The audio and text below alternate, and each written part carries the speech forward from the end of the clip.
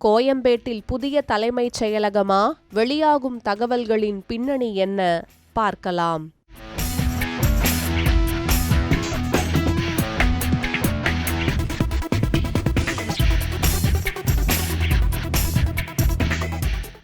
Petra, India's premium still doors. காலத்தை தாண்டிய அழகும் உறுதியும்.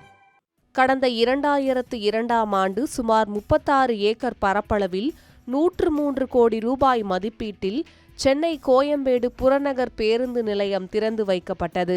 அண்டை மாநிலங்களான புதுச்சேரி, கர்நாடகா, கேரளா, ஆந்திரா மற்றும் தெலுங்கானா உள்ளிட்ட பகுதிகளுக்கு தமிழகத்தின் பல்வேறு மாவட்டங்களுக்கும் இங்கிருந்தே பேருந்துகள் இயக்கப்பட்டு வந்தன.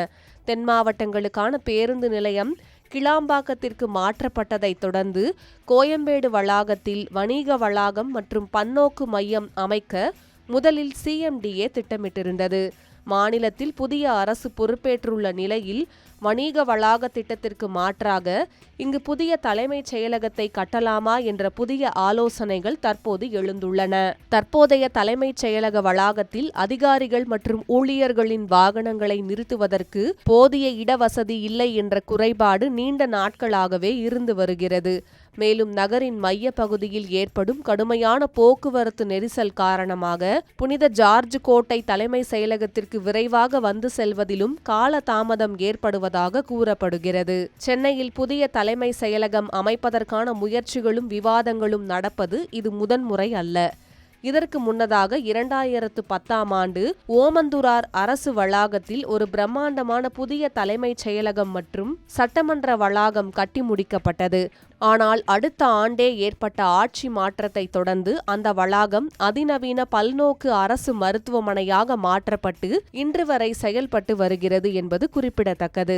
அந்த வரலாற்று பின்னணியோடுதான் தற்போதைய கோயம்பேடு திட்டமும் பார்க்கப்படுகிறது. இம்முறை கோயம்பேடு பகுதியை தேர்ந்தெடுப்பதற்கு முக்கிய காரணியாக இருப்பது அதன் போக்குவரத்து இணைப்புதான். வெளி மாவட்டங்களிலிருந்து வருபவர்களுக்கு பேருந்து மற்றும் மெட்ரோ ரயில் வசதிகள் மிக எளிதாக கிடைக்கின்றன.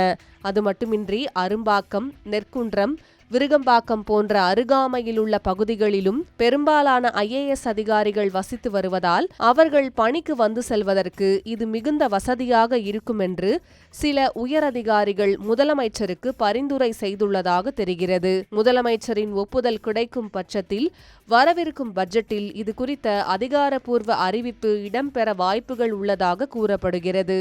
அதே நேரத்தில் சென்னையின் மைய பகுதியில் மற்ற பெருநகரங்களைப் போல ஒரு பிரம்மாண்ட வணிக வளாகமோ அல்லது IT பூங்காவோ அமைப்பதே நகரின் வளர்ச்சிக்கு உகந்தது என்ற மாற்று கருத்துக்களும் சமூக வலைதளங்களில் பரவலாக விவாதிக்கப்பட்டு வருகின்றன.